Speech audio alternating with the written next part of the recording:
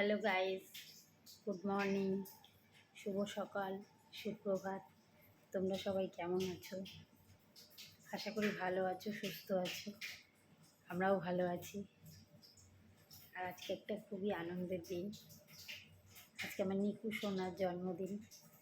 তো তোমরা সবাই আশীর্বাদ করো যেন অনেক বড় হয়, ভালো থাকে, সুস্থ থাকে।